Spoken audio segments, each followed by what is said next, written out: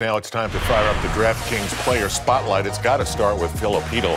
I mean, we may be in the process as he gets you 5 fantasy points with a goal and 4 shots on goal. This guy's all over the place. So he's really fast, which makes him very noticeable. I thought he was shot out of a cannon coming out of his own zone.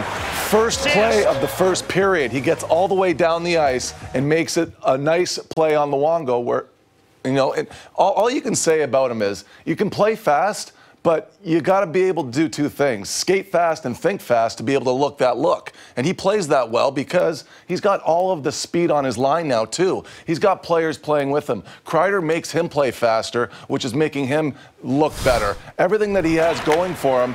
And you're talking about first shift of the game here. I mean, this is not easy for a 19-year-old to do. And he gets a lot of coverage because he's playing now against the top lines. And he gets down the ice on a play where you don't really think he should score a goal, but he finds a hole. It's not an easy one, and it's one that Luongo would want back, but everything's starting to go in for him because he's always in the mix.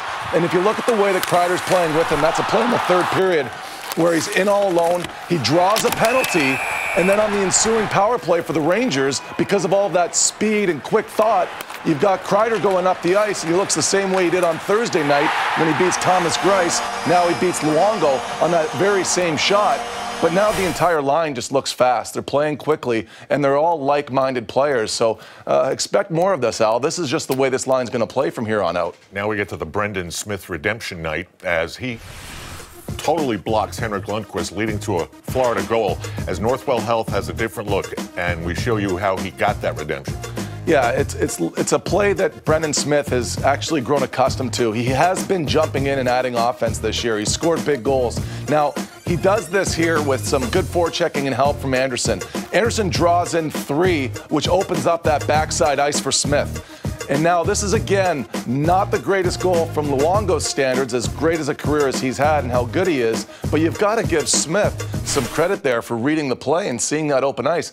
The defensemen are told to jump and add offense, and that's a play where he's heads up to see the ice as an opportunity because Anderson drew in the players the way he did. All right, first point of the season for Elias Anderson. Maybe that gets him going.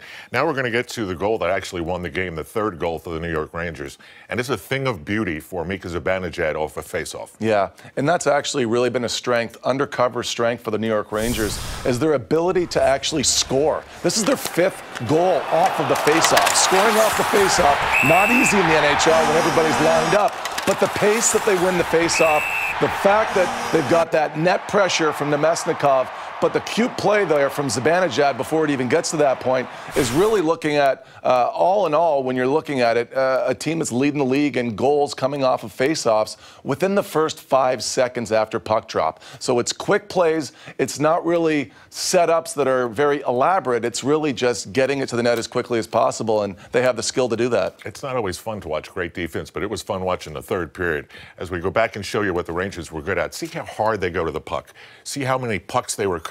I mean, really impressive. Yeah, I thought they were dialed in, and especially coming off of Thursday where it was an issue in Brooklyn.